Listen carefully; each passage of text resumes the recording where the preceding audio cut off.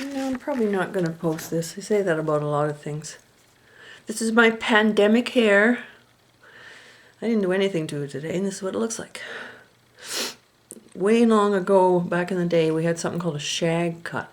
I guess that's what I have now, a shag. A short shag. I don't know.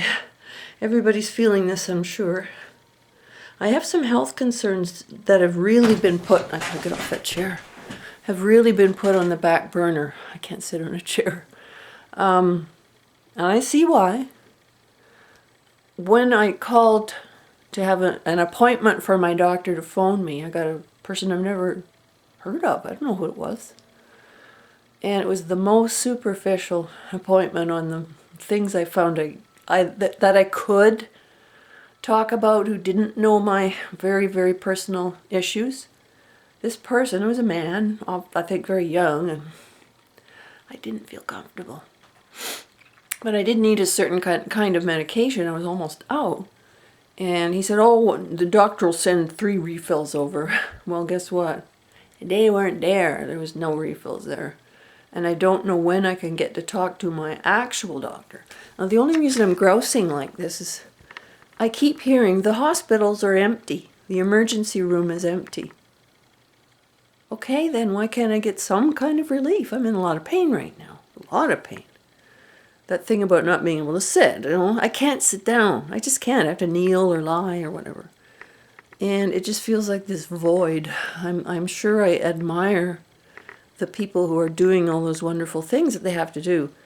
But there are people left hanging, and it almost seems like, why, when there's all these beds, are all of the doctors doing nothing but the pandemic? Because in Canada, things are really starting to go in a good direction. I'm very, very grateful and don't want to give the impression I'm not. I think they're doing an amazing job. But what about empty hospital beds galore, empty ER?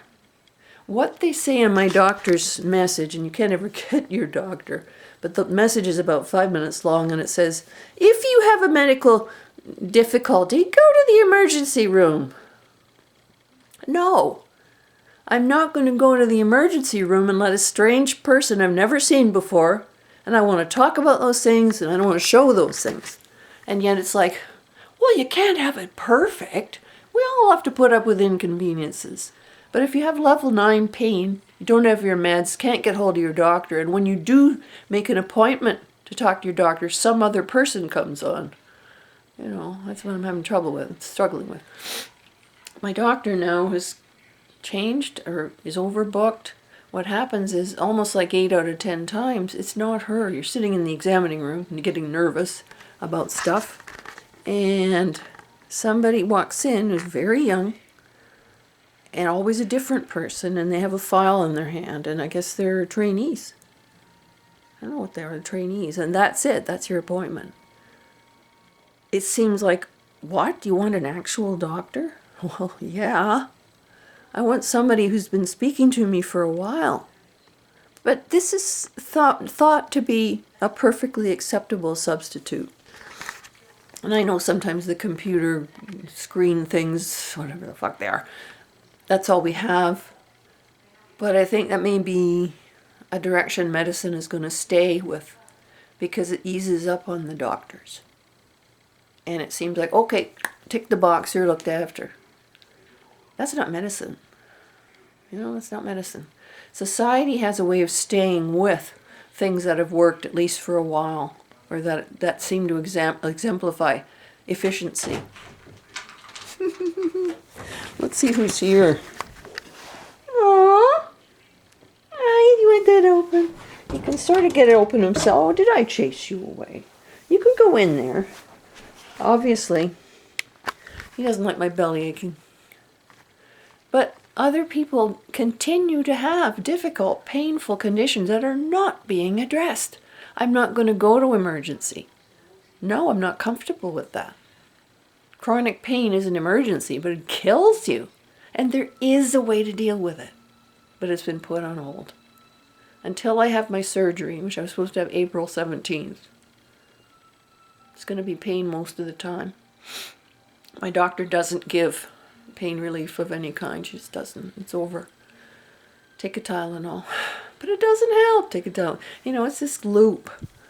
I know it sounds like a lot of complaining, but we with issues continue to have those issues, and there's no end in sight on the pandemic. We just don't know. We're sort of grappling in the dark. No more dates for anything. It's all on hold.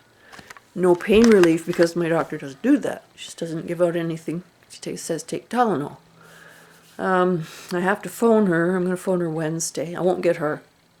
When you phone the doctor, you get a receptionist who then puts your call on to a man. Some guy.